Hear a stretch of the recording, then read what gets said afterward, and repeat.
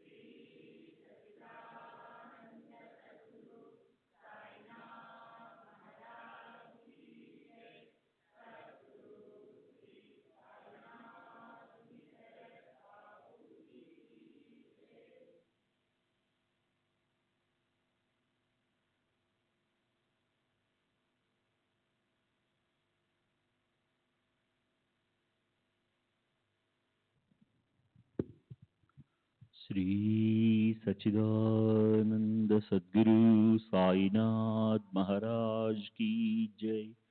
सद्गुरु श्री साईनाथ शरद बाबू जी की जय। శ్రీ సాయి భక్త అనుభవ సంహిత దామోదర్ రాస్నే నిన్నటి తరువాయి. నాకొక తమ్ముడు ఉన్నాడు. అతనికి కూడా బాబా సూచించిన పేరే పెట్టారు. నాకు 2 ఆడపిల్లలు, 1 మగపిల్లవాడు పుట్టారు. కానీ ముగ్గురు పుట్టిన కొన్ని నెలలకే మూర్ఛ రోగంతో చనిపోయారు. మగపిల్లవాడు 1926లో చనిపోయాడు. నా భార్య ఆరోగ్యం కూడా క్షీణించింది. నాలో నిరాశ నిస్పృహలు అలుముకున్నాయి. విచారభారంతో కృంగిపోయి షిరిడి వెళ్ళి బాబాను అల్పాయుష్కులైన ఎంతమంది పిల్లల్ని ఇచ్చే బదులు పూర్ణాయువు గల 1 బిడ్డను ప్రసాదించండి అని ప్రార్థించాను. నేను షిరిడిలో నిద్రిస్తుండగా బాబా నా కలలో కనిపించారు. పిల్లవాడు చనిపోయాడని చింతించకు, వాడు తల్లిదండ్రులకు హాని కలిగించే మూలా నక్షత్రంలో పుట్టాడు అని బాబా పలికారు. ఆ కలలో బాబా ఛాతీపై సూర్యుని వలె ప్రకాశించే కాంతి వలయం ఉంది. ఆ వలయంలో చనిపోయిన నా కుమారుణ్ణి ఒడిలో పెట్టుకుని బాబా కూర్చునున్నారు. నీకు ఈ బిడ్డ వల్ల ప్రమాదం ఉంది, అందుకే నేను తీసుకువెళ్ళాను. నీకు మరొక బిడ్డను ప్రసాదిస్తాను, భయపడకు అన్నారు. అప్పటికే మా కుటుంబం అహ్మద్నగర్ నుండి పూనాకు తరలి వెళ్ళింది. నేను ఇంటికి వెళ్ళి చనిపోయిన కుమారుని జాతక చక్రం తీసి చూశాను. బాబా చెప్పినట్లు వాడు మూలా నక్షత్రంలోనే పుట్టాడు. నేను షిరిడి యాత్ర చేసిన 15 నెలలకు మాకు కుమారుడు పుట్టాడు. వాడు పూర్ణ ఆరోగ్యంతో ఉన్నాడు. ఇది 1928లో జరిగింది. నాకు శ్రీ సాయిబాబాపై భక్తి విశ్వాసాలు వృద్ధి చెందాయి. నేను సాధు సత్పురుషులను అందరినీ సాయి స్వరూపులుగానే భావించేవాడిని. వారికి నమస్కరించేటప్పుడు బయటకు గాని మనసులో గాని సమర్థ సద్గురు సాయినాథ్కు ప్రణామాలు అనేవాడిని. 1927లో కేడ్గాంపేటకు వెళ్ళి నారాయణ మహారాజును దర్శించాను. వారికి నమస్కరిస్తూ మనస్సులో సాయిబాబాకు ప్రణామాలు అందజేశాను. మహారాజ్, నీ గురువు నాకన్నా ఉన్నత శ్రేణిలో ఉన్న పరమ గురువు. నీవిక్కడికి ఎందుకు వచ్చావు? నీ ప్రారంధము సంచితము అక్కడే ఉంది. నీ ఎన్నిక శ్రేష్టమైనది. అక్కడికి వెళ్ళు. నీ ఆశయాలన్నీ అక్కడే సిద్ధించగలవు అన్నారు. నేను నారాయణ మహారాజును నాకు కుమారుడు పుట్టక మునిపే దర్శించాను. 1927లో నా జాతక చక్రంలోని నక్షత్ర ప్రభావం వల్ల నా ఆరోగ్యం క్షీణించింది. నేను ప్రతి ఆదివారం జున్నర్కు 2 మైళ్ళ దూరంలోనున్న, అంటే పూనా నుంచి 40 మైళ్ళ దూరంలో ఉన్న సీతారాం ఉత్తరేశ్వర్ శివుడి ఆలయానికి వెళ్ళి పూజించేవాడిని. ఒక ఆదివారం రాత్రి 9 గంటలకు విగ్రహంపై పూలు చల్లి సాయిబాబాకు ప్రణామాలు అని నమస్కరించాను. అప్పుడు ఆ విగ్రహం వద్ద ఒక వెలుగు. ఆ వెలుగులో నేను నిరంతరం స్మరించే సాయిబాబా రూపం కనిపించాయి. అప్పటి నుండి నా ఆరోగ్యం మెరుగుపడసాగింది. అక్కడ జానకిదాస్ అనే సాధువు ఉండేవారు. ప్రతి ఆదివారం అక్కడికి వెళ్ళినప్పుడు ఆ సాధువును కూడా సాయిలా భావించి సాయి నామం స్మరించుకుంటూ నమస్కరించేవాడిని. ఒకసారి అతనికి నమస్కరించిన వెంటనే, నీ ఒక గొప్ప మహాత్ముని ఆశ్రయించావు. నాలాంటి సామాన్య సాధువుల దగ్గరికి ఎందుకు వస్తావు? మాలాంటి వారమంతా సాయిబాబా పాదాలను ఆశ్రయిస్తాము అన్నారు. తరువాత నేను బస్సుకు వెళ్ళి నిద్రపోయాను. ఆ రాత్రి కలలో బాబా ఫకీర్ వలె కనిపించారు. వారు నాతో, నీవు చాలా ఆతురతగా ఉన్నావు. నీ సంపూర్ణ శరీరాన్ని మనస్సుతో సహా నాకు భిక్షగా సమర్పించు అన్నారు. నేను ఈ భిక్షను సమర్పించి మా నాన్నకు తెలియజేస్తాను అని వారికి చెప్పాను. బాబా, మీ నాన్నతో సంప్రదించకుండానే నీవు ఈ పని ఎలా చేయగలవు అని అడిగారు. నేను, అవును చేస్తాను. నా శరీరానికి యజమాని నేనే. ఇది నా సొంతం. అంతేగాక మా నాన్నగారికి నేనొక్కడనే కాదు, ఇంకా కుమారులున్నారు. మీరే వారికి కుమారులను ప్రసాదించారు. మీరిచ్చిన దానిని తిరిగి మీకు ఇవ్వడానికి మా నాన్న అభ్యంతరం చెప్పరు అన్నాను. తరువాత బాబా నా శరీరాన్ని తమ అరచేతిలోకి తీసుకుని తమ పై జేబులో వేసుకున్నారు. బాబా ఎంతో దయతో నన్ను తమ హృదయం చెంతకు చేర్చుకున్నారన్న ఆలోచన నాకు ఆనంద పారవస్యాన్ని కలగజేసింది. తరువాత నాకు మెలకువ వచ్చింది. నేను మేలుకోగానే చాలా ఆనందం కలిగింది. ఆ కల తరువాత నా మనసు వైరాగ్యంతో నిండిపోయింది. అంతకుముందు వలె ఏ విషయమూ నన్ను ఆకర్షించలేకపోయింది. నా మనసును ప్రభావితం చేయలేకపోయింది. 2-3 నెలల తరువాత 1928వ సంవత్సరంలో పాల్గొన్న మధ్య పండరిపురంలో ఉండగా మాకు కుమారుడు కలిగాడు. 15 నెలల తరువాత మా నాన్నతో కలిసి షిరిడి వెళ్ళినప్పుడు మా నాన్న నాకు మరొక కుమారుని ప్రసాదించమని బాబాను ప్రార్థించాడు. బాబా కృప వలన 1931లో మాకు మరొక బిడ్డ కలిగాడు. వాడికి సాయిదాస్ అని పేరు పెట్టాము. వాడు పుట్టిన 2వ రోజే వాడికి తీవ్రమైన జ్వరం వచ్చింది. బాబా ఊది తీర్థం ఇచ్చాము. బాబా ఉపయోగించిన శేషవస్త్రాన్ని తాయెత్తులు పెట్టి వాడికి కట్టాము. వెంటనే జ్వరం తగ్గి ఆరోగ్యవంతుడయ్యాడు. పిల్లవాడికి సంవత్సరం నిండిన తర్వాత వాడిని తీసుకుని షిరిడి వెళ్ళాము. బాబాకు అభిషేకం చేయించాము. సమాధి మీద కప్పేందుకు వస్త్రాన్ని సమర్పించాము. బ్రాహ్మణులకు అన్న సంతర్పణ చేశాము. 1931లో గాజుల వ్యాపార నిర్వహణను నాకు అప్పగించారు. నేను ఆ వ్యాపారానికి బాబా పేరు పెట్టాలని పట్టుబట్టి శ్రీ సమర్థ సాయినాథ్ అండ్ కంపెనీ అని పేరు పెట్టాను. అంటే ఆ పేరు పెట్టడం బాబా అనుమతితోనే జరిగింది. అంటే బాబా పటం ముందు చీటీలు వేసి ఎంపిక చేయడం. ఈ వ్యాపారాన్ని నిజాయితీగాను మనస్సాక్షి సంబంధంగాను నడపసాగాను. బాబాను స్మరించి నేను ఎవరికైనా ఊది తీర్థం ఇస్తే వాళ్ళ రోగాలు నయమయ్యేవి. నేను తీర్థయాత్రలకు వెళ్ళినప్పుడు 1/9/1932 తేదీన ముత్రా అను ప్రదేశంలో నాకు కలరా సోకింది. నేను మరణించిన ఖాయం అనిపించింది. మా నాన్న నా చివరి కోరిక ఏమిటని అడిగాడు. నన్ను షిరిడి తీసుకువెళ్ళమని, నేను మరణిస్తే నా దైవమైన సాయిబాబా చేత నా దేహాన్ని దహనం చేయమని కోరాను. బాబా ఫోటోను నా తల దగ్గర పెట్టి సాంబ్రాణి కడ్డీలు వెలిగించారు. బాబా ఊది తీర్థం నా నోట్లో పోస్తూనే ఉన్నారు. నేను కొన ఊపిరితో కొట్టుమిట్టాడుతున్నాను. అర్ధరాత్రి మా వదిన సుభద్రాబాయికి పూనకం వచ్చింది.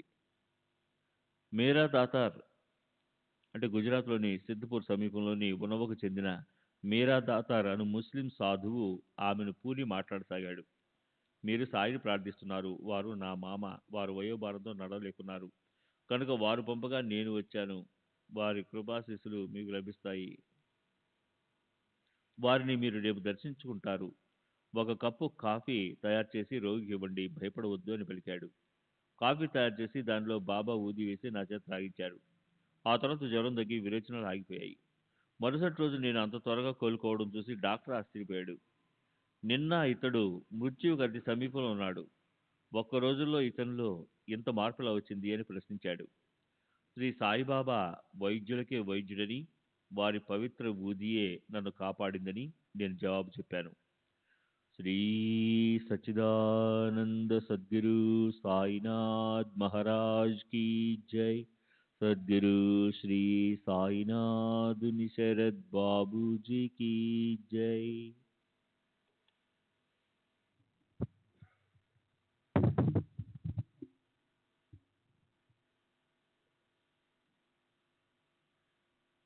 దామోదర్ సావల్రామ్ రస్నే ఉరఫ్ అన్న రస్నే. తండ్రి సావల్రామ్ రస్నే, కాసర్, అహ్మద్నగర్. ప్రస్తుతం నివాసం పూనా.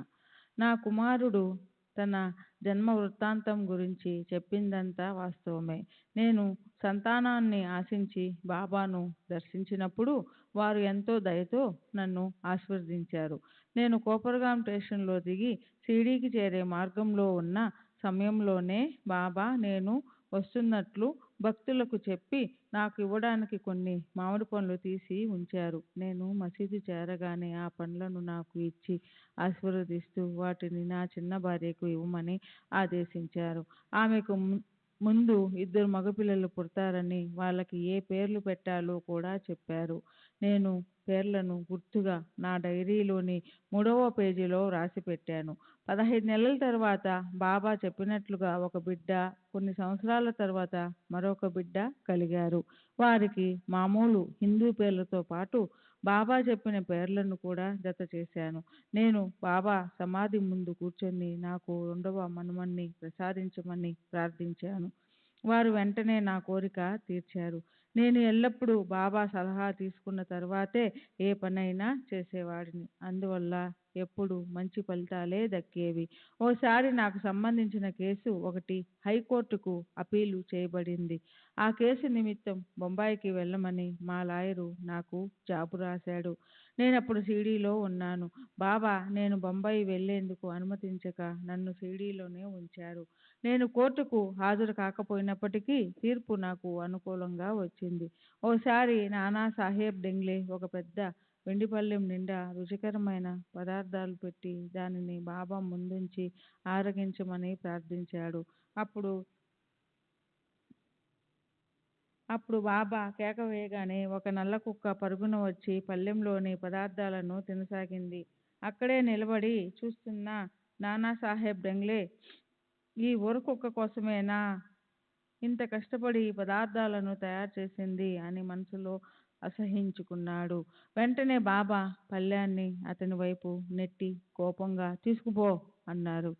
ఇది జరిగినప్పుడు నేను అక్కడే ఉన్నాను. బాబా మూగజీవులను, కడజాతి వాళ్ళను దయతో సమానంగా భావించి ఆదరించేవారు. ఓసారి నేను షిరిడీలో విందు ఒకటి ఏర్పాటు చేసి బాబా స్వయంగా రారని తెలుసు కాబట్టి వారి బదులు బాలా పాటిల్ను విందుకు పంపమని అభ్యర్థించాను. నేను బాబా వద్దకు వెళ్ళిన తొలి రోజులలో నివాసకు చెందిన బాలా పాటిల్ మసీదులో చిమ్మడం వంటి పనులతో పాటు బాబాకు పలు రకాల సేవలు చేస్తూ ఉండేవాడు. అతను కడజాతివాడు. అతనిని దూత్ దూత్ అని అసహించుకుంటూ అవమానించకుండా ఉంటే పంపుతానని బాబా చెప్పారు. నేను అలాగేనని వారికి హామీ ఇచ్చి బాలా పాటిల్ను ఇంటికి తీసుకెళ్ళాను. భోజనం తయారవగానే బాబాకు ప్రత్యేకించి ఒక పళ్ళెం పెట్టి వండిన వంటకాలన్నీ అందులో వడ్డించి, బాబా రండి అని ఆహ్వానించాను. వెంటనే ఒక నల్లని కుక్క లోనికి ప్రవేశించి పళ్ళెంలోని పదార్థాలన్నిటినీ తిని వెళ్ళిపోయింది. అది తిన్నంత వరకు నేను గౌరవ భావంతో వేచి ఉండి తర్వాత బాలా పాటిల్ను నాతో పాటు కూర్చోబెట్టుకొని అతిథులందరితో కలిసి భోంచేశాను. నా మనసెప్పుడు బాబా ధ్యాసలోనే ఉంటుంది. తరచుగా వారి దర్శనం నాకు ఇక్కడే లభించేది. బాబా అప్పుడప్పుడు కఠినంగా తిట్టేవారు, కొట్టేవారు కూడా. అక్కలకోట మహారాజు వంటి మహాత్ముల తిట్లు, దెబ్బలు శుభాలనే కలుగజేస్తాయని నాకు తెలుసు. అందువల్ల బాబా తిట్లను, దెబ్బలను నేను అవమానకరంగా భావించేవాడిని కాదు. వారితో గల అనుబంధాన్ని నేను ఎన్నడూ వదులుకోలేదు. బాబా ముస్లింలను నమాజు చేసుకోమని, తర్వాత తమ వద్ద ఖురాన్ పఠించమని చెప్పేవారు. అప్పుడప్పుడు మౌలీలతో మతపరమైన విషయాలు మాట్లాడుతూ ఉండేవారు. నేను మొట్టమొదట షిరిడీకి 1895 ప్రాంతంలో వెళ్ళాను. నేను వెళ్ళిన మరుసటి సంవత్సరం నుండి శ్రీరామనవమి ఉత్సవాలు ప్రారంభమయ్యాయి. 40 సంవత్సరాలుగా ప్రతి సంవత్సరం ఈ ఉత్సవాలకు జరీ అంచు జెండా ఒకటి సమర్పిస్తున్నాను. అప్పటికి నానా అంటే దౌలత్ షా ఇంకా పుట్టలేదు. దాసగన్ మహారాజు గాని దాబోల్కర్ గాని నా అనుభవాల గురించి నన్నెప్పుడూ అడగలేదు. నేను వాళ్ళకి ఏ వివరాలు చెప్పలేదు. నాకు 3 భార్యలు ఉన్నారని వ్రాసిన విషయం వాస్తవమే కాదు. నాకు 2 భార్యలు మాత్రమే ఉన్నారు. నేను జ్యోతిష్య శాస్త్రాన్ని సంప్రదించాను. నా జాతక చక్రంలోని 5వ స్థానంలో కేతువు ఉన్నందువలన నాకు సంతానం కలగడం కష్టమని జ్యోతిష్కులు చెప్పారు. కానీ సాయిబాబా విధానాన్నే మార్చి నాకు సంతాన ప్రాప్తిని కలుగజేశారు. తాము ఇచ్చిన 4 మామిడి పండ్లు నా చిన్న భార్యకు ఇవ్వమని, ఆమెకు 8 మంది పిల్లలు పుడతారని బాబా చెప్పారు. వారు చెప్పినట్లుగానే జరిగింది. శ్రీ సచ్చిదానంద సద్గురు సాయినాథ్ మహారాజ్ కీ జై. సద్గురు శ్రీ సాయినాథుని శరణ్ బాబూజీకి జై. నా వ్యాపార విషయాల్లో నేను బాబాను సంప్రదించేవాడిని. ఒకసారి బొంబాయి ప్రతి మార్కెట్లో పెట్టుబడి పెట్టమని ఒక దళారి నాకు చెప్పాడు. అతను నా వ్యాపారంలో భాగస్థుడు కాదు. నేనే మొత్తం పెట్టుబడి పెట్టాలి. బాబా వద్దకు వెళ్ళి మసీదులో వారి పాదాలొద్దుతూ నాకు వచ్చే లాభాల్లో బాబాకు వాటా ఇవ్వాలని తలచాను. ఆ సమయంలో బాబా నేను మహల్సాపతి మాత్రమే మసీదులో ఉన్నాను. బాబా వ్యాపార విషయంలో తగులు కొనడం నాకు ఇష్టం లేదు అన్నారు. దాంతో నేను ఆ వ్యాపారం మానుకున్నాను. మరొకసారి నేను షిరిడీకి వెళ్ళినప్పుడు బాబా ధాన్యం వ్యాపారం చేయవచ్చా అని బాబాను అడిగాను. ధరలు పడిపోతాయి, కొన్న ధర కన్నా తక్కువ ధరకు అమ్మవలసి వస్తుంది బాబా చెప్పారు. నేను ఆ ఆలోచన కూడా మానుకున్నాను. నేను ఈ విషయాన్ని నా స్నేహితుడిని అయిన ఒక వ్యాపారికి చెప్పాను. చాలా కాలం ధరలు క్రమంగా పెరుగుతూ వచ్చాయి. తగ్గడం జరగదని బాబా సూచన తప్పని అతను చెప్పాడు. ఆ తర్వాత శ్రావణం వచ్చింది. వర్షాలు పడ్డాయి. ధరలు అకస్మాత్తుగా పడిపోయాయి. ధాన్యాన్ని నిల్వ చేసిన వ్యాపారులు అపారంగా నష్టపోయారు. ఈ విషయంలో బాబా నన్ను కాపాడారు. బాబా అనుమతి లేనిదే నేను ఏ లావాదేవీలు జరిపేవాడిని కాదు. బాబా సశరీరులుగా ఉన్నప్పుడు షిరిడీ వెళ్ళి ప్రతి విషయాన్ని వారు సంప్రదించేవాడిని. 1918లో బాబా మహాసమాధి అనంతరం వారి పటం ముందు చీటీ వేసి నిర్ణయం తీసుకునేవాడిని. వారు ఇప్పటికీ నన్ను సరియైన మార్గంలో నడిపిస్తున్నారు. ఒకసారి నేను మసీదులో భక్తులందరితో పాటు బాబా పాదాల చెంత కూర్చొని ఉన్నాను. అప్పుడు నా మదిలో మెదిలిన 2 ప్రశ్నలు బాబా సమాధానం ఇచ్చాడు.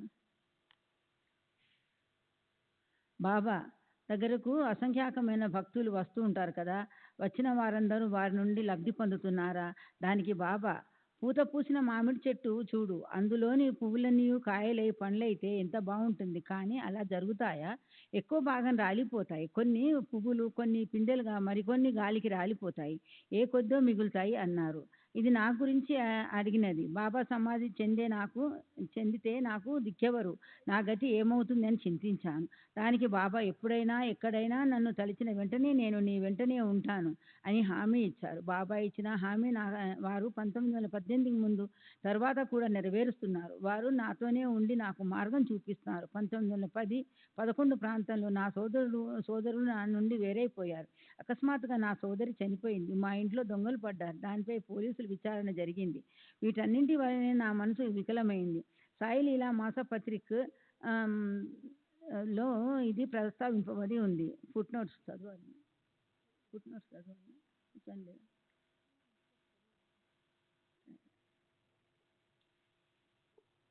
డిసెంబరు 8వ తేదీ, జనవరి 36, మార్చి 10వ తేదీ 1938.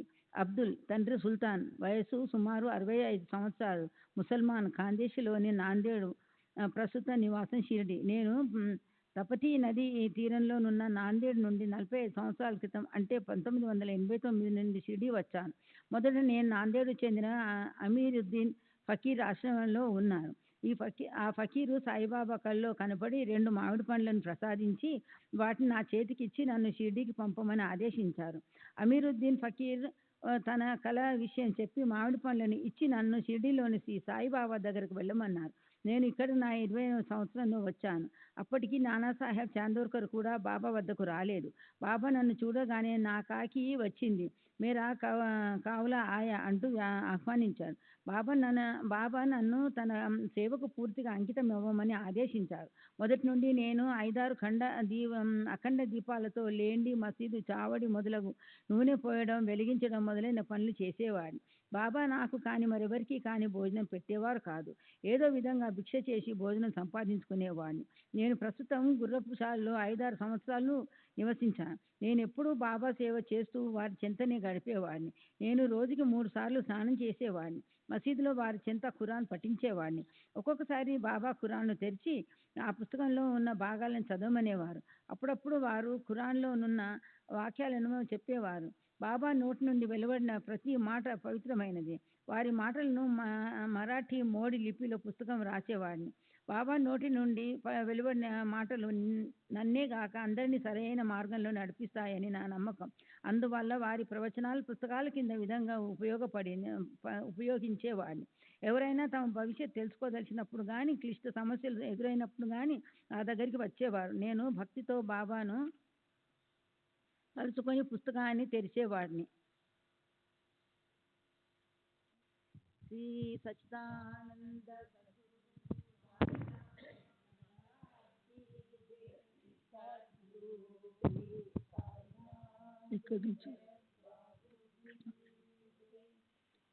శ్రీ సచ్చిదానంద సద్గురు సాయినాథ్ మహారాజ్ की जय.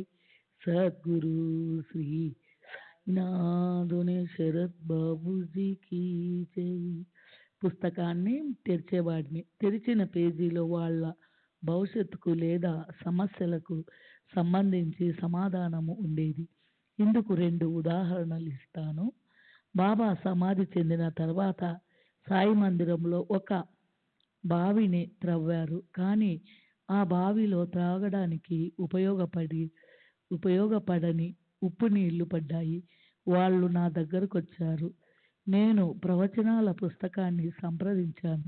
మరికొంత లోతు త్రవ్వితే మంచినీళ్లు పడతాయని అందులో ఉంది.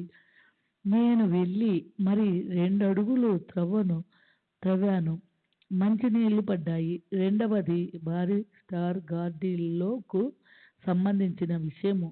అతని కుమారుడు ఇంగ్లాండ్ వెళ్ళి ఉన్నాడు. అతను తిరిగి ఇండియా వస్తాడా లేదా అక్కడే స్థిరపడతాడా అని అడిగాడు. నేను అతని తిరిగి వస్తాడని చెప్పాను. అలాగే అతని కుమారుడు తిరిగి వచ్చాడు. నేను ఈ ప్రవచనాల పుస్తకాన్ని ఖురాన్ అంత పవిత్రంగా భావించేవాడిని. నేను ఈ పుస్తకాన్ని పాటిస్తున్న జపమాల త్రిప్పుతూ బ్రాహ్మ ప్రపంచం మరచి అందులో పూర్తిగా నిమగ్నమైపోయేవాడిని.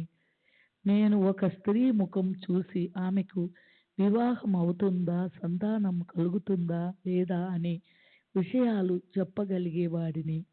నేను అలా చాలాసార్లు చెప్పాను. నేను చెప్పినవన్నీ నిజాలయ్యాయి. ఇదంతా బాబా కృప వలన సంభవమైంది. నా దగ్గరకు వచ్చే వాళ్ళని నేను ఆశీర్వదించేవాడిని. పైన చెప్పినట్లు నేను ఈ పుస్తకాలను పారాయణ గ్రంథంగానే కాక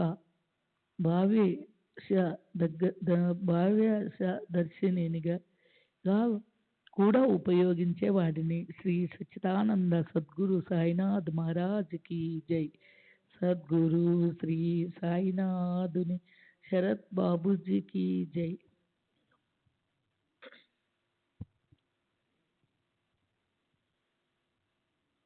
లెండీలో స్తూపంగా కట్టబడిన దానిపై నందదీపం లేక అఖండ దీపం ఉండేది. సాధారణంగా బాబా ఆ స్తూపం వెనుక కూర్చునేవారు.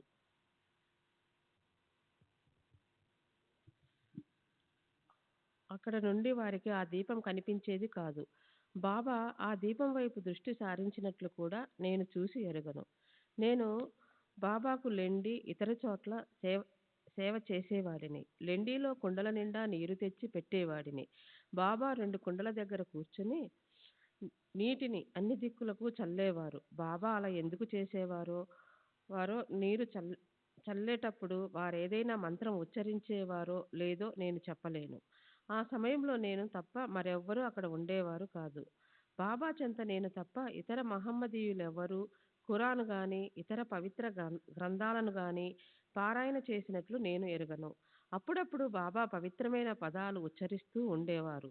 వీటన్నిటినీ బాబా అనుమతితో పుస్తకంలో వ్రాసేవాడిని. ఈ పుస్తకాన్ని మీరు కానీ ఇతర భక్తులు కానీ చదవవచ్చును. దీనిలో లిపి దేవనాగరిలో కానీ మోడీలో కానీ ఉంటుంది. తర్వాత అబ్దుల్ ఈ పుస్తకాన్ని బివి నరసింహస్వామి ఇచ్చాడు. వారు పుస్తకాన్ని తెరిచి చూశారు. అది మరాఠీలో వ్రాయబడి ఉంది. అందులో బాబా నోటి నుండి వెలువడిన మాటలు ఉన్నాయి. మారుతి స్తోత్రాలున్నాయి. దేవుని యొక్క అవతారాలున్నాయి. హిందూ దశావతారాలతో మహమ్మద్ మరికొందరిని సాంప్రదాయబద్ధంగా జోడించి వరుసగా వ్రాయబడి ఉన్నాయి. దానికి తగ్గట్లే బాబా వారిని అనుసరించే అబ్దుల్ 2 హిందూ అవతారాల పట్ల, మారుతి పట్ల భక్తి ప్రపత్తులతో ఉండేవారు, ప్రార్థించేవారు. మార్చి 10, 1938న షిరిడిలో చెప్పిన విషయాలు. మహమ్మదీయులెవరూ బాబాకు ఖురాన్, షరీఫ్ వంటి పవిత్ర గ్రంథాలను చదివి వినిపించడం గాని, వాటిలోని విషయాలు వివరించమని అడగడం గాని జరగలేదు. ఎంతోమంది ఫకీర్లు, ముస్లిం సాధువులు బాబా దగ్గరికి వచ్చేవారు. బాబా వారితో ఏ విషయాలు మాట్లాడేవారో నాకు తెలియదు. నేను ఎక్కువ సమయం బాబా సేవలోనూ, వీధులను చిమ్మి శుభ్రపరచడంలోనూ, రాత్రంతా బాబా సన్నిధిలో ఖురాన్ చదవటం వంటి పనులలో నిమగ్నమై ఉండేవాడిని. రాత్రి సమయాలలో నిద్రపోకుండా ఖురాన్ చదువుతూ ఉండమని బాబా చెప్పేవారు. పవిత్రమైన ఖురాన్ చదువుతూ తూగకూడదని, నిద్రలోకి జారుకోకూడదని కూడా బాబా చెప్పేవారు. స్వల్పంగా తిను, ఒక్క పదార్థంతో తృప్తిపడు, రుచులకు పోవద్దు, అతిగా నిద్రపోవద్దు అని బాబా చెప్పేవారు. ఇంకా బాబా నేను చదివిన దానిపై ధ్యాస ఉంచమనేవారు. వారు నాతో నేను ఎవరిని అని విచారించమని చెప్పారు. నేను వారి సలహా పాటించి కొద్దిగా తిని రాత్రిళ్ళు నిద్రపోకుండా ఖురానులోని శ్లోకాలను మననం చేసుకుంటూ ఉండేవాడిని. ఇలా చేసేటప్పుడు నేను మోకరిల్లే భంగిమలో ఉండేవాడిని. ఒక రాత్రి నేను బాగా అలసిపోయి ఉన్నందువల్ల దోసిలిలో ముఖం పెట్టుకుని నిద్రలోకి జారుకోబోతున్నాను. అప్పుడు బాబా, చంద్రుని చూడడానికి ప్రయత్నిస్తున్నావా అన్నారు. ఆ రాత్రి నేను నిద్రమత్తులో బాబా మీద ఒరిగిపోయాను. బాబా నా పాదాలపై నెమ్మదిగా తట్టడంతో మేల్కొన్నాను. శ్రీ సచ్చిదానంద సద్గురు సాయినాథ్ మహారాజ్ కి జై. సద్గురు శ్రీ సాయినాథ్ శరత్ బాబూజీ కి జై.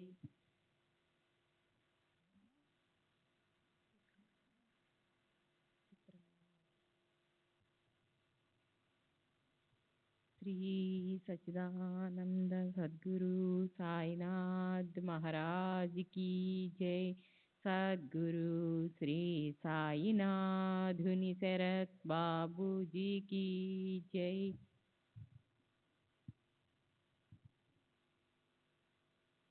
చిత్రంగా దోసిలిలో పూర్ణచంద్రుడు కనిపించాడు. అప్పుడు సమయం మధ్యాహ్నం 2 గంటలు. ఈ దృశ్యం గురించే బాబా చెప్పారు. నేను లిండిని, అందులో బాబా వెలిగించిన అఖండ దీపాన్ని సంరక్షిస్తూ ఉండేవాడిని. ఆ రోజులలో ఆ దీపం నేలలో 2 అడుగుల లోతుకు త్రవ్వబడిన గుంటలో ఉండేది. దీపం ఆరిపోకుండా దానిపై పందిరి ఉండేది. పందిరిపై రేకులు చుట్టూ 20 తెరలు కట్టబడి ఒక గుడారంలా కనిపించేది. నేను ఆ గుడారంలో ఉంటూ దీపాన్ని సంరక్షిస్తూ ఉండేవాడిని. తరువాత ఆ స్థలానికి కొంచెం దూరంలో ఇటుకలు సున్నంతో దిమ్మెనొకదాన్ని నిర్మించారు. ఆ దిమ్మె మీద చుట్టూ మూసి ఉన్న అరలోనికి దీపాన్ని మార్చారు. బాబా లెండికి వచ్చి దీపానికి దగ్గరగా కూర్చునేవారు. నేను 2 బకెట్లతో నీరు తెచ్చి వారి దగ్గర పెట్టేవాడిని. వారు ఆ నీటిని దీపం చుట్టూ చల్లేవారు. తరువాత అన్ని దిక్కుల వైపు కొన్ని గజాలు నడిచి వెళ్ళి అక్కడ నిలబడి ఆ దిక్కువైపు తదేకంగా చూస్తుండేవారు. నేను సాయికి చేసే సేవ అందరికీ చేసినట్లుగా భావించేవాడిని. షిరిడీ పొలిమేరలలో ఉన్న కాలువలో బాబా బట్టలు ఉతికి తెచ్చేవాడిని. మసీదు, చావడి వాటి పరిసరాలు శుభ్రంగా చిమ్మేవాడిని. దీపాలు తుడిచి నూనె పోసి పెట్టేవాడిని. బావి నుండి నీరు తోడి తెచ్చేవాడిని. బాబా తిరిగే వీధులన్నీ చిమ్మడమే కాక మలాన్ని కూడా ఎత్తి పారేసేవాడిని. బాబా నన్ను హలాల్ కుర్ అని, మై మిరియాంబి, నా పాకివాడా అని పిలిచేవారు. ఆయి షిరిడీలో నివసించే తొలి రోజుల్లో ఆమె వీధులను చిమ్మి శుభ్రపరిచేది. నేను ఆ పనిలో ఆమెకు సహాయపడేవాడిని. నా ప్రాపంచిక ఆధ్యాత్మిక అవసరాలన్నీ బాబానే చూస్తున్నారు. రాధాకృష్ణ అయి చనిపోయిన చాలా కాలం తరువాత బాబా మహాసమాధి అనంతరం అంటే 1927 ప్రాంతంలో ఆమె నివసించిన శాలలో ఒకరోజు ఖురాన్లోని శ్లోకాలను మననం చేసుకుంటూ ఉన్నప్పుడు శిథిలావస్థలో ఉన్న శాల యొక్క 3 మట్టి గోడలు హఠాత్తుగా కూలిపోయాయి. నడుము వరకు ఆ శిథిలాల్లో నేను కూరుకుపోయాను. అయినా నాకు ఏ ప్రమాదం జరగకుండా బాబానే నన్ను కాపాడారు. బాబా నన్ను ఆశీర్వదించి వారి చెంతనే ఉంచుకున్నారు. బాబాను సేవించుకోమని మొదట నా గురువైన అమీరుద్దీన్ నన్ను ఆదేశించారు. నేను అలాగే చేశాను. ఒకసారి ఆయన షిరిడీ వచ్చి నన్ను తమతో రమ్మని పిలిచారు. బాబా ఆదేశిస్తే వస్తానని చెప్పాను. కానీ బాబా అలాంటి ఆదేశమేది ఇవ్వనందున నేను షిరిడీలోనే బాబా వద్ద ఉండిపోయాను. అమీరుద్దీన్ షిరిడీ నుండి వెళ్ళిపోయారు. బాబా నన్ను ఆశీర్వదించే తీరు విచిత్రంగా ఉండేది. ఒక్కొక్కసారి వారి ఆశీర్వాదం తిట్లు, దెబ్బల రూపాలలో ఉండేది. చాలాసార్లు నన్ను జోగును కొట్టేవారు. నాతో తేరేకు దరియాకు పార్ ఉతార్ దియా, తేరా మట్టి సోనా బనా దియా, క్యా బడి మాడి బాందియా అనేవారు. బాబా ఉదయాన్నే చావడిలో కూర్చుని పై విధంగా నన్ను ఆశీర్వదించి మసీదుకు బయలుదేరేవారు. వారు తరచుగా అవతారాల గురించి చెబుతుండేవారు. వారు చెప్పినవన్నీ ఈ పుస్తకంలో రాయడం జరిగింది. అబ్దుల్ ఒక పాత పుస్తకాన్ని తీసి చూపించాడు. అందులో కొన్ని భాగాలు దేవనాగరిలో, కొన్ని మోడీలో, మరికొన్ని ఉర్దూలో ఉన్నాయి. ఇవి ఎవరు రాశారో చెప్పేందుకు అతను ఇష్టపడలేదు. తోటి భక్తుల అభిప్రాయం ప్రకారం ఇవన్నీ రాయడానికి కావలసిన పరిజ్ఞానం అబ్దుల్కు లేదని తెలిసింది. కానీ ఈ రచయిత బివి నరసింహస్వామి ప్రార్థన మేరకు పుస్తకంలో రాసి ఉన్న ప్రవచనాలను అబ్దుల్ చదివి వినిపించాడు. బాబా అవతారాల గురించి చెప్పినది క్రింది విధంగా రాయబడి ఉంది. బాబా మొదట చెప్పింది ఓంకార్, ఓంకార్ సే భవాకార్, భవాకార్ సే ఆర్, భవాకార్ సే ఆద్, ఆద్ సే అలేక్, अलेख से निरंजन, निरंजन से निराकार, निराकार से नील, नील से अनिल, अनिल से शून्य. श्री सच्चिदानंद सद्गुरु साईनाथ महाराज की जय. सद्गुरु श्री साईनाथ की जय.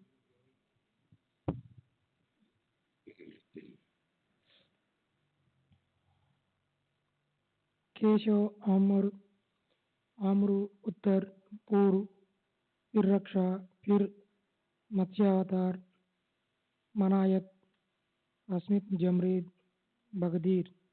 भगीरथ, उच्चायत, देकायत, बलिंतर, तिरमक्रा, त्रयंबका. कचावतार, उच्चायत, देकायत, प्रजायत, उग्रसेन, खदीन, डाल, बारक्षर, वराहावतार, कलीपत, गोत्रम, विष्णु, हरितक, बब्रासेर. नरसिंहावतार, शेजवार रेवत, बंदोबस्त, बाइलचेन, कासिप, वामनावतार, शान, जान, म्यान, नूर, तेज, कमल, कादरम, आदबुद, गस्त, गस्तत्वा, कबूबाई, हरि हरिपर्वा, अनार्द, जयव, अवी, आतस्ता धर्म, नांतादा, विश्राम, जमदग्नि, परशुरामावतार, राजाजी जाति, कवादिक, राजा दशरथ, रामचंद्र जी अवतार, अंकुश, आज्ञा पुरुष, हीरपाल, बजाल, पितृ, पुदु, विदुरथ, यादव, सुरसेन, वासुदेव, श्री कृष्ण जी अवतार, प्रतिमदन, प्रद्युम्न, अनुरुदास, अनिरुद्धुद, यशितार बुद्धा, जली अवतार, कली, ब्राह्मण हुआ, राजपूत हुआ, गौली हुआ, बाद मुसलमान हुआ। चतुर्युग में 4 अवतार, निकाल इज इक्वल कृतयुगा। तीर्धा में 3 अवतार इक्वल टू त्रेता युगा।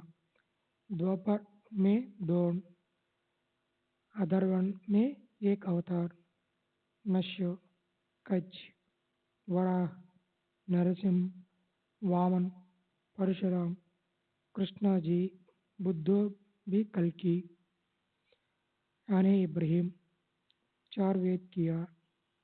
एटेराव के वास्ते कलम शरीफ उतारा है। खुदा की कुदरत खुदा ही जाने, हर वेद में हजारों अवतार निकाले, मगर हर जमाने की इबादत जुदा जुदा है। यूं भी है हिंदुस्तान गाड़ी पर 8 बादशाह बादशाही करेगा। ఏ ఖబర్ అటరా పురాణమే హై. ఇంకా చాలా ఉన్నప్పటికీ అబ్దుల్ చాలా నెమ్మదిగా చదవడంతో అదంతా చదవడానికి సమయం లేకపోయింది.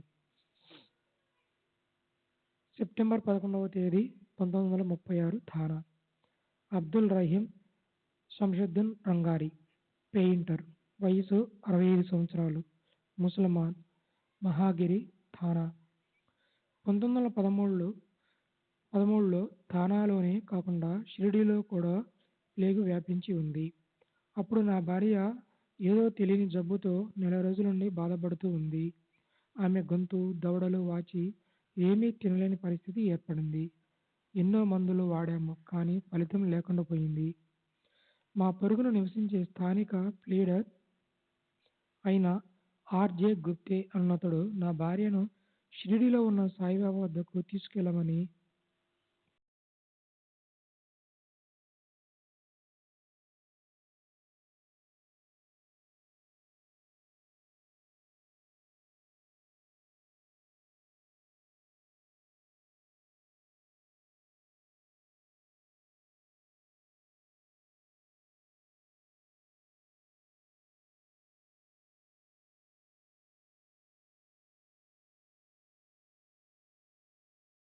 అలా చేస్తే ఆమె జబ్బు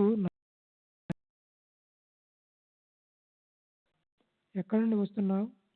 నేను, థానా. బాబా, దేనికోసం?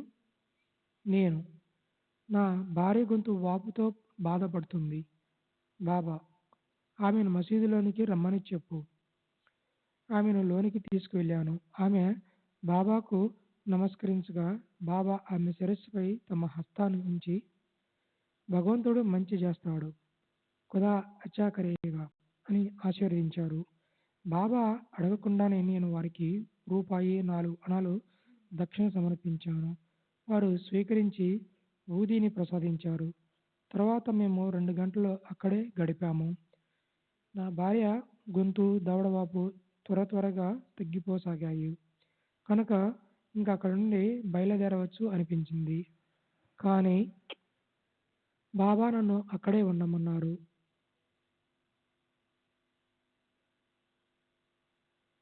నా భార్య 2 ఏళ్ల కొడుకుతో కొత్త ప్రదేశంలో ఉండడం ఇష్టం లేక బాబా అనుమతి తీసుకోకుండానే ఇంటికి బయలుదేరాము.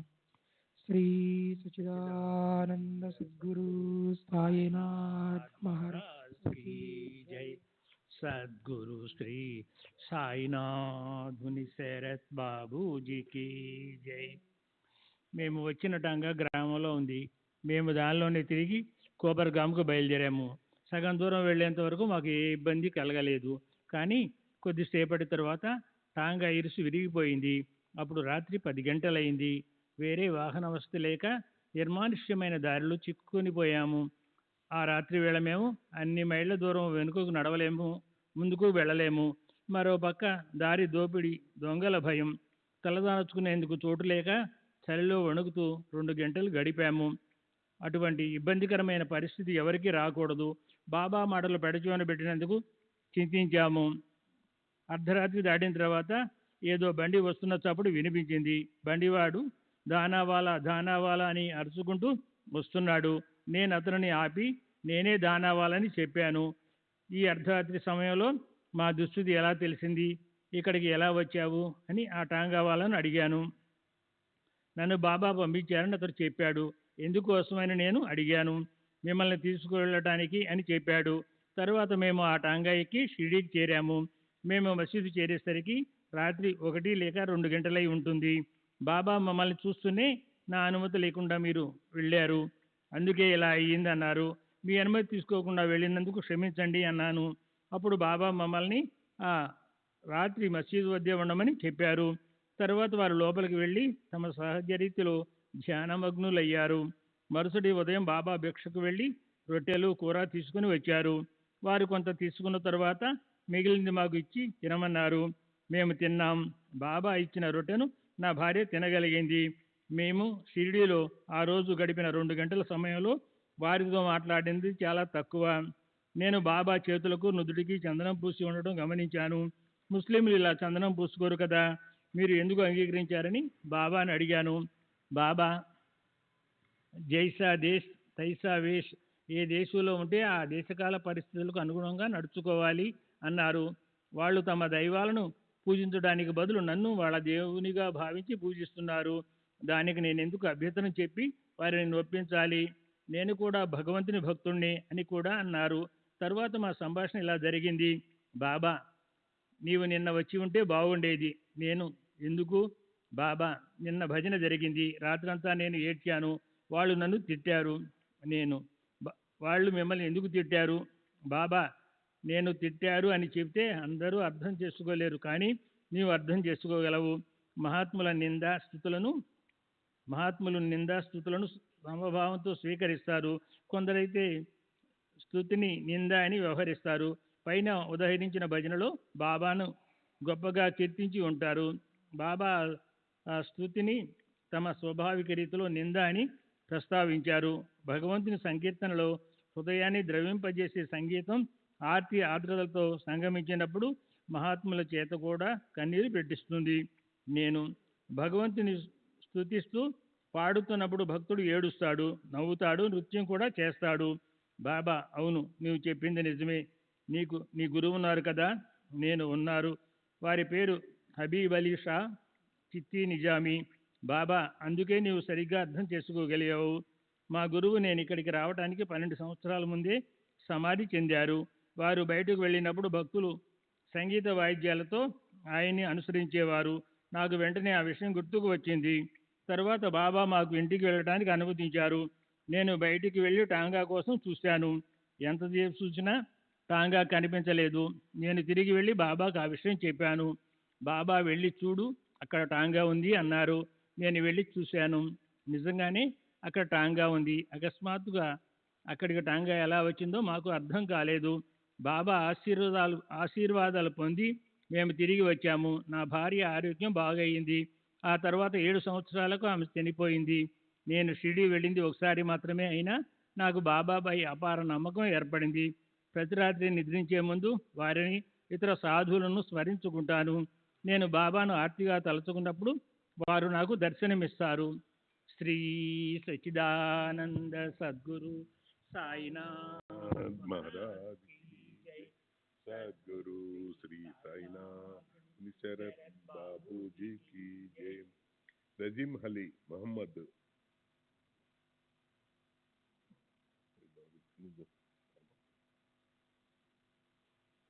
బాబా సమాధి చెందిన నాటికి దాదాపు 8 సంవత్సరాల ముందు వారిని గురించి ఇక్కడ వాళ్ళు గొప్పగా చెప్పడంతో నేను బాబాను దర్శించాను. నేనెప్పుడు నా వ్యాపార నిమిత్తం నాసిక్ వెళ్ళాను.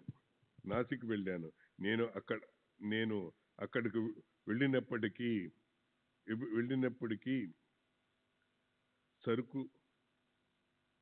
సరుకు బేరం అందివ్వటంలో జాప్యం జరిగింది. నాసిక్లో వ్యర్థంగా కాలం గడపడం ఇష్టం లేక షిరిడి వెళ్ళి సాయిబాబాను దర్శించాను. నేను సాయిబాబాను అద్భుత శక్తులు కలిగిన గొప్ప మహాత్మునిగా భావించేవాడిని. ఆత్మజ్ఞానం కలవారని మాత్రమే ఆ అద్భుత శక్తులు సాధ్యమవుతాయి. వారికొక టెంకాయి కలకండ సమర్పించాను.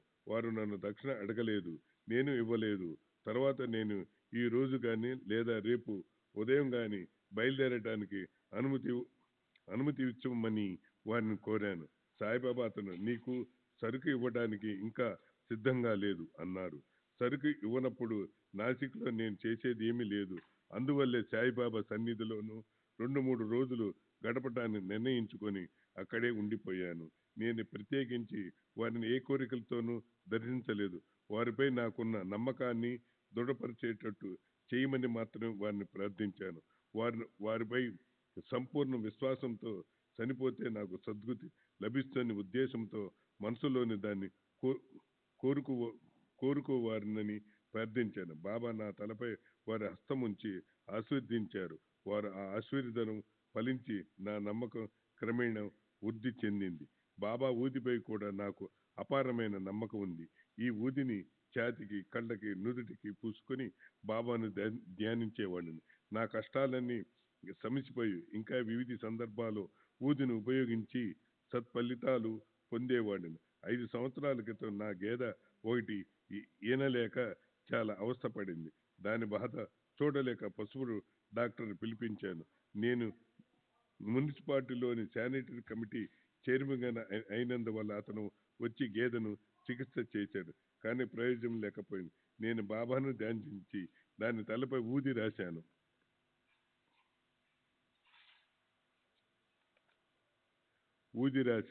10 నిమిషాల తర్వాత అది సునాయాసంగా ఈనింది. అలా ఎన్నో సందర్భాల్లో ఊది సత్ఫలితాలను ఇచ్చింది. శ్రీ సాయిబాబా ఇప్పటికీ గొప్ప శక్తులుగాను సిద్ధి పురుషులుగాను చెప్పుకోవడం నాకు ఎలాంటి సందేహము లేదు. సాధు సత్పురుషులు ఒక స్థితి నుండి మరొక స్థితి వెళతారని తప్ప వారికి మరణం లేదని ఇస్లాం సాయి సంప్రదాయం చెబుతుంది. నేను ఎందరో మహాత్ములు సమాధులను ఢిల్లీలో దర్శించాను.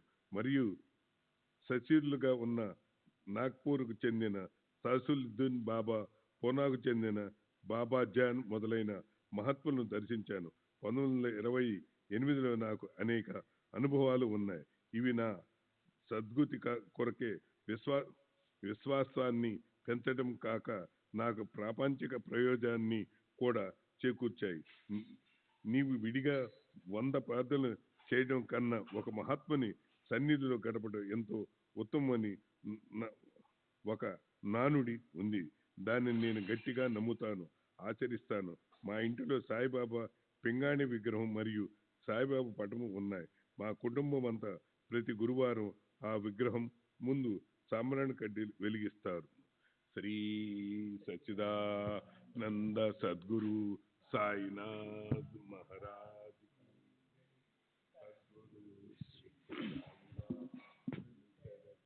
బాబూజీకి జై. డిసెంబర్ 15వ తేదీ 1936 బాంద్రా ఆదం దళాలి, ఎస్టేట్ బ్రోకర్, వయస్సు సుమారు 70 సంవత్సరములు, నౌపాడ మసీద్ దగ్గర, బాంద్రా. నేను ఎంతో కాలం నుండి శ్రీ సాయిబాబా భక్తుడను. వారితో నాకున్న అనుభవాలు శ్రీ సాయిలీలా మాసిక పత్రికలో ప్రచురింపబడ్డాయి. చాలా కాలం నుండి నేను బాబా వద్దకు వెళ్తున్నాను. వారు దయామయులు, గొప్ప దాతృత్వం కలవారు. వారు నాకు ఎన్నో సందర్భాలలో సహాయపడ్డారు. ముఖ్యమైనవి కొన్ని వివరిస్తాను. నా కుమారుని వివాహం జరపదలిచి బాబా అనుమతి కోసం వారిని ఎన్నోసార్లు ప్రార్థించాను. అడిగిన ప్రతిసారి బాబా వాయిదా వేస్తూ వచ్చారు. నేను ఎన్నో ఉత్తరాలు కూడా వ్రాశాను. ప్రతిసారి వారి దగ్గర నుండి వచ్చే సమాధానం అల్లా మాలిక్ హై అని మాత్రమే. ఇలా 3 సంవత్సరాలు గడిచిన తర్వాత వారు నా కుమారుని వివాహానికి అంగీకరించటమే కాక తేదీని కూడా నిర్ణయించి వివాహం జరిపించమని నన్ను ఆదేశించారు. నేను సంతోషించాను. కానీ పేదవాడిని అయినందువల్ల నా దగ్గర డబ్బు లేదు. పెళ్లి కుమార్తె తరఫున ఖర్చులు కూడా నేనే భరిస్తానని ఒప్పుకున్నాను. నేను బాబా సహాయాన్ని ఆర్థించాను. నాకు బాబా ఎలా సహాయపడ్డారో వివరిస్తాను. వివాహానికి 10 రోజుల ముందు నాకు అనుకోని విధంగా ఒక పని దొరికి వెంటనే డబ్బు సమకూరింది. నాకు కొంత ఊరట కలిగింది. ఈ విధంగా వివిధ పనుల ద్వారా అందిన డబ్బుతో నా కుమారుని వివాహాన్ని బాబా నిర్ణయించిన తేదీన జరిపించగలిగాను. బాబా మహాసమాధి కొంతకాలం ముందు నా వ్యాపారానికి సంబంధించిన విషయంలో వారు సహాయం చేశారు. ఒక వ్యక్తి తన భవంతుని తాకట్టు పెట్టి మార్వాడి దగ్గర డబ్బు తీసుకున్న వ్యవహారంలో నేను దళారీగా ఉన్నాను. ఆ భవంతి తాలూకు పట్టా కాగితాలు కలెక్టర్ మంజూరు చేసినట్లు ఉన్నాయి. కానీ తర్వాత అవి నిజమైనవి కావని, నకిలీవని తేలాయి. నాకు ఆ వ్యక్తి గురించి కానీ ఆ పత్రాల గురించి కానీ ఏమీ తెలియదు. కానీ నా నకిలీ పత్రాలు ఉపయోగించినందుకు నా మీద మరియు ఆ వ్యక్తి మీద పోలీసులు ఛార్జ్ షీట్ దాఖలు చేశారు. నేను బాబా దగ్గరికి వెళ్ళి వారి సహాయం కొరకు ప్రార్థించాను. బాబా, భయపడకు, అంతా సవ్యంగా జరుగుతుంది అన్నారు. నేను టెండూల్కర్ ఇంటికి వెళ్ళి ఆయన శ్రీమతితో బాబాను నా కొరకు ప్రార్థించమని వేడుకొని ఆమెను నీవు విడుదలవుతావు అని అనమన్నాను. ఆమె అలాగే అన్నది. ఆ రోజే కేసు నుండి నన్ను విడుదల చేశారు. ఆ కుదవ పెట్టిన వ్యక్తిని కోర్టులో ప్రవేశపెట్టి నన్ను ప్రభుత్వ న్యాయవాది తరపు సాక్షిగా విచారించారు. ప్రాపంచిక విషయాల్లో నాకెన్నో అనుభవాలు కలిగాయి, కానీ నాకవి ఇప్పుడు గుర్తులేవు. నేను ఖురాన్ చదవలేదు. బాబాను ఆధ్యాత్మిక విషయాల గురించి అడగనూ లేదు. బాబా కూడా నన్ను ఖురాన్ చదవమని చెప్పటం కానీ నాతో ఆధ్యాత్మిక విషయాలు మాట్లాడడం కానీ చేయలేదు. కానీ బడే బాబాతో మాత్రం ఖురాన్ చదవమని బాబా చెబుతుండేవారు. ముస్లిం పండితులు కానీ ప్రముఖులు కానీ బాబాను దర్శించినట్లుగా నాకు గుర్తులేదు. బాబా వివిధ రూపాలలో నా దగ్గరికి వచ్చి పరీక్షించేవారు. ఒకసారి ఒక బ్రాహ్మణునిగా నా దగ్గరికి వచ్చి భిక్ష అడిగారు. నేను అతనికి 2 అనాల ఇచ్చి పంపాను. మరొకసారి ఒక మార్వాడిగా వచ్చి తనకు ఆకలిగా ఉందని చెప్పారు. నేను అతనికి 4 అనాలు ఇచ్చి మార్వాడి హోటల్లో భోంచేయమని చెప్పి పంపాను. ఆ తర్వాత నేను షిరిడి వెళ్ళినప్పుడు బాబా కొన్ని ప్రత్యేకమైన సూచనల ద్వారా నా వద్దకు ₹6 వచ్చినట్లు తెలియజేశారు. ఇంకోసారి ఆ 2వ సందర్భం గురించి చెబుతూ బాబా నన్ను చూపించి ఒక భక్తునితో నేను ఇతని వద్దకు వెళ్ళాను, ఇతడు నన్ను మార్వాడి హోటల్కు పంపి భోంచేయమన్నాడు అని చెప్పి నా నమ్మకాన్ని దృఢపరిచారు. బాబా ఊదిని, తీర్థాన్ని నేను ఎల్లప్పుడూ ఉపయోగిస్తాను. వాటిపై నాకు అపారమైన నమ్మకం ఉంది. నేను మా ఇంట్లో బాబా పటాన్ని పెట్టి ప్రతిదినం ఫోటో ముందు సాంబ్రాణి కడ్డీలు వెలిగిస్తాను. నేను ఇప్పటికీ షిరిడీ వెళ్తూ ఉంటాను. డిసెంబర్ 8వ తేదీ 1936 షిరిడీ. నందారాం శివరాం మార్వాడి, షరాబు వ్యాపారి, వయస్సు 70 సంవత్సరములు, తండ్రి శివరాం మార్వాడి, షిరిడీ. షిరిడీలో 2వసారి ప్లేగు వ్యాపించినప్పుడు 1911లో గ్రామస్తులందరూ షిరిడీ విడిచి వెళ్లటం ప్రారంభించారు. అలాంటి సమయంలో నేను వీధిలో వెళుతుండగా మారుతి ఆలయం వద్ద ఉన్న కొంతమంది నన్ను చూసి నా కళ్ళు ఎర్రగా ఉన్నాయని, జ్వరం వల్ల నాకు ప్లేగు సోకి ఉంటుందని అన్నారు. నేను భయంతో వణికిపోయాను. గ్రామస్తుల సలహాపై మారుతి దేవాలయానికి గుర్రంపై వెళ్ళి నూనె దీపం వెలిగించి టెంకాయ కొట్టి నన్ను కాపాడమని మారుతిని వేడుకున్నాను. షిరిడీ విడిచి రహతా సమీపంలో ఇక్రూఖా అను గ్రామానికి వెళ్ళటం అనిపించి బాబా వద్దకు వెళ్ళి వారి అనుమతి కోరాను. నేను ఎక్కడికి వెళ్ళనవసరం లేదని, నేను మరణించే ప్రసక్తి లేదని బాబా అభయమిచ్చారు. ఇంకా నేను చనిపోయేంత వరకు నిన్ను చావనివ్వను అని హామీ ఇచ్చి ఊది ప్రసాదించారు. నేను షిరిడీలోనే ఉండిపోయాను. నా జ్వరం తగ్గిపోయింది. అక్టోబర్ 15వ తేదీ 1936 నాసిక్. లక్ష్మణ్ గోవింద్ ముంగే, అర్జీల లేఖకుడు, వయస్సు 72 సంవత్సరములు, నెంబర్ 43 మెయిన్ రోడ్, నాసిక్. నేను బాబా దగ్గర 46 సంవత్సరాల క్రితం వెళ్ళాను. మా బంధువులైన వామన్రావు రంగనాథ్ నిజాపూర్కర్, అతని సోదరుడు సకారాం షిరిడీలో ఉండేవారు. వాళ్ళు ఇప్పుడు లేరు. నేనప్పుడు చిదంబర్ కేశవ్ గాడ్గిల్ అను సీనియర్ మామలతాదార్ వద్ద గుమాస్తాగా పనిచేస్తూ ఉండేవాడిని. ఒకసారి చిదంబర్ కేశవ్ గాడ్గిల్, నానాసాహెబ్ నిమోన్కర్లు బాబాను దర్శించడానికి షిరిడీ వెళ్తుండగా వారితో నేను వెళ్ళాను. ఆ మునుపటి రాత్రి గదిలో మేము ముగ్గురం మాత్రమే ఉండగా, పడుకోబోయే ముందు గాడ్గిల్ బాబాకు సమర్పించడానికి కొన్ని ఖర్జూరపు పండ్లు, సాంబ్రాణి కట్టి ప్యాకెట్టు, ₹1 ప్రత్యేకించి విడిగా పెట్టుకున్నాడు. మరుసటి ఉదయం మేము ముగ్గురం బాబాను దర్శించాము. ముస్లిం ఫకీర్ అయిన బాబాను హిందువులు పూజించడం చూసి నేను ఆశ్చర్యపోయాను. అప్పుడు బాబా గాడ్గిల్ను, నా ఖర్జూరపు పండ్లు, సాంబ్రాణి కట్టి ప్యాకెట్టు, ₹1 నాకు ఇవ్వు అన్నారు. ఆ మాటలు విని నేను నిశ్చేష్టుడినయ్యాను. వారు సర్వజ్ఞులని అర్థమైంది. గాడ్గిల్ ఆ మూడింటిని బాబాకు సమర్పించాడు. బాబా స్వీకరించారు. నానాసాహెబ్ నిమోన్కర్ తనంతట తానే ₹10 నోటు ఇవ్వబోయాడు. నేను ఫకీరును, ఈ డబ్బును తీసుకోను అంటూ బాబా తిరస్కరించారు. తర్వాత గాడ్గిల్ నుండి స్వీకరించిన వాటిని క్రింది విధంగా ఉపయోగించారు. మసీదులో వెలిగించే దీపాలకు నూనె పోయడానికి ₹1 నూనె వర్తకునికి ఇచ్చారు. సాంబ్రాణి కడ్డీలు వెలిగించి పెట్టారు. ఖర్జూర పండ్లను అక్కడున్న భక్తులకు పంచారు. ఇది చూసిన తర్వాత బాబా ఒక మహనీయులని, వారిని పూజించటం సరియైనదేనని అనిపించింది. నా 26వ ఏట 1890లో నేను బాబాను దర్శించాను. వారప్పుడు రహతాలోని మారుతీయ దేవాలయంలో ఉన్నారు. నా వివాహం నిశ్చయమైంది. కానీ పెళ్లి కూతురును అలంకరించడానికి నా దగ్గర నగలు లేవు. రహతాలో ఉన్న మా మేనత్త భర్త నుండి సహాయం పొందటానికి వెళ్ళాను. బాబాను దేవాలయంలో చూసి వారి వద్దకు వెళ్ళగా, బిడ్డా రా, నిన్న నీ గురించే ఆలోచిస్తున్నాను అంటూ ఆహ్వానించారు. బాబా తమ కాలను వత్తమన్నారు. నేను అలాగే చేశాను. వారు నాకు ఒక మామిడి పండు ఇచ్చి తినమన్నారు. నేను తిన్నాను. అది ఎంతో మధురంగా ఉంది. తర్వాత బాబా నన్ను ఇలా ప్రశ్నించారు. బాబా, నువ్వు దేనికోసం వచ్చావు? నేను, నా వివాహం నిశ్చయమైంది. నా వద్ద నగలు లేవు. వాటిని అరువు తీసుకోవడానికి వచ్చాను. బాబా, ఎవరికి ఎవరు? ఇచ్చేదెవరు, పుచ్చుకునేదెవరు? అవసరానికి ఎవరూ సహాయం చేయరు. నీకు అవసరమైతే ₹1000 కానీ ₹2000 కానీ వాటికి సరిపడ నగలు నా దగ్గర నుండి తీసుకో. గోనెగుడ్డలు ధరించి చేతిలో ఒక రేకు డబ్బా పట్టుకొని ఉన్న ఈ ఫకీరు నాకు ఇవన్నీ ఎలా ఇవ్వగలడని తలచాను. నేను అక్కడ నుండి మా మేనత్త ఇంటికి వెళ్ళాను. మా మామతో నా అవసరాన్ని గురించి చెప్పాను. మా మామ తన దగ్గర నగలేవేం లేవని చెప్పాడు. ప్రస్తుతానికి వివాహం వాయిదా వేసుకోక తప్పదన్న బాధతో వెనుతిరిగాను. అదే సమయంలో నా స్నేహితుడొకడు కలిశాడు. అతడికి విషయమంతా చెప్పాను.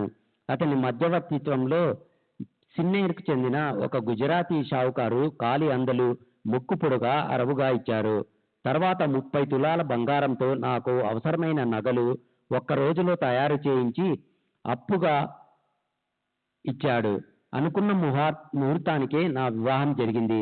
ఈ విధంగా నా స్నేహితుడు మరియు గుజరాతీ షావుకారుల ద్వారా నాకు సహాయం అందేలా చేసి బాబా తాము ఇచ్చిన మాట నిలబెట్టుకున్నారు.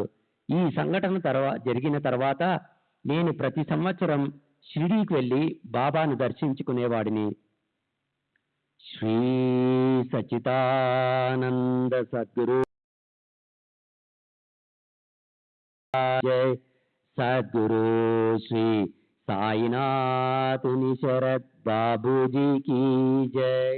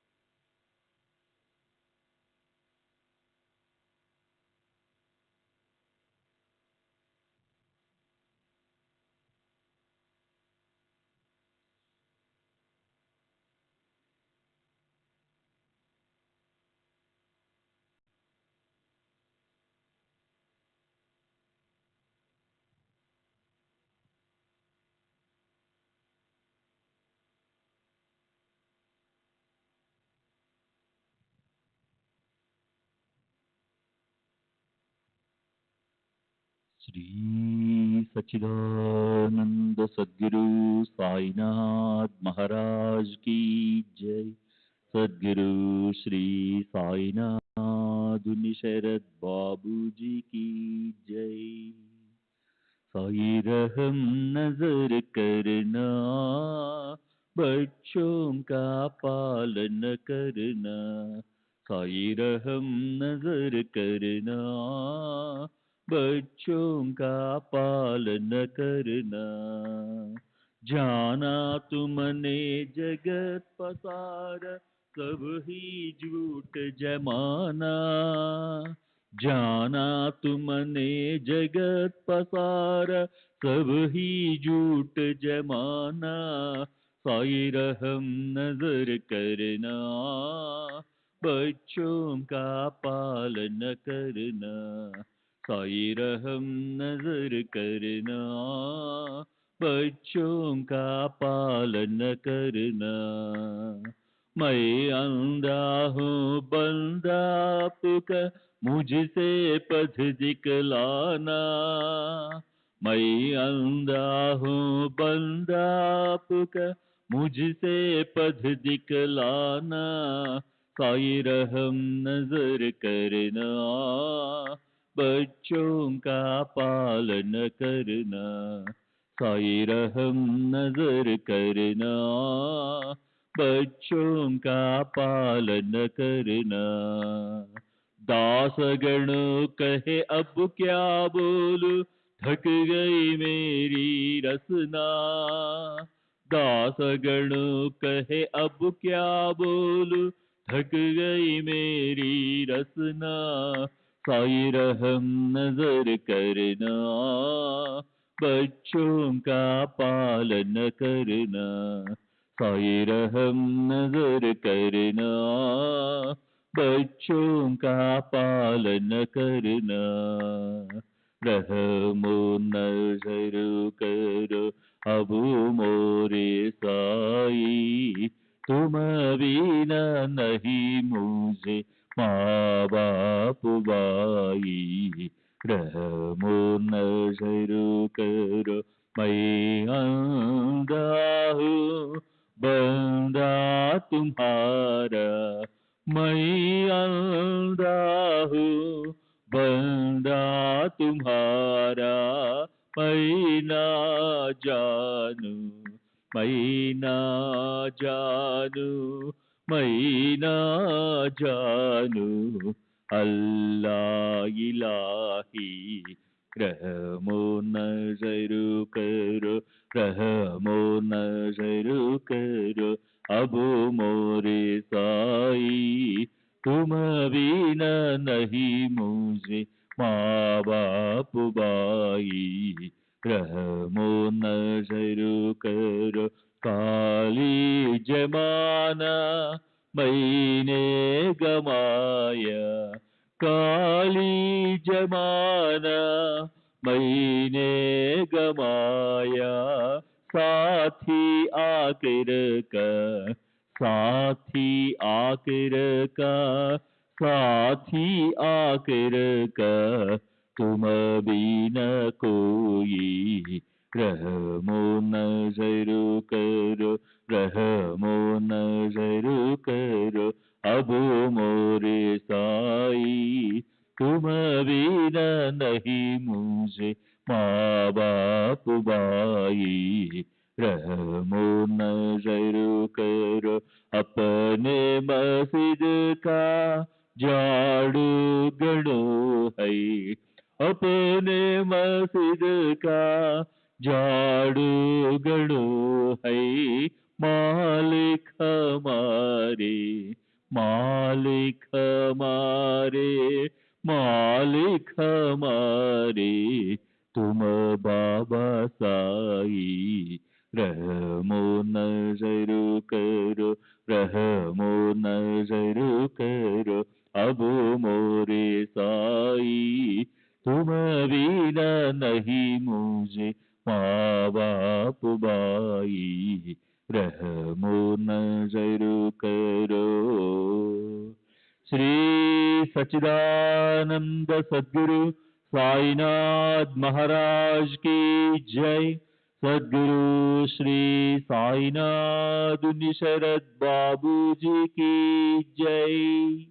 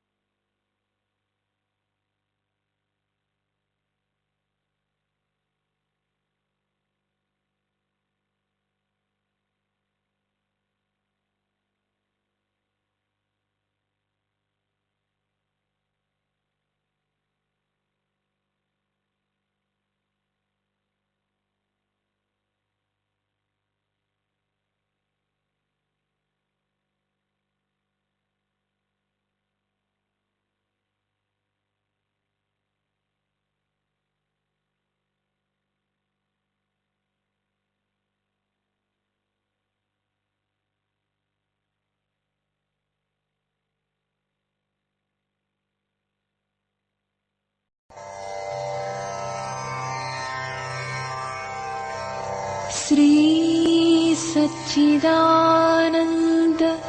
सद्गुरु साईनाथ महाराज की जय। सद्गुरु श्री साईनाथुनि शरद बाबू जी की जय।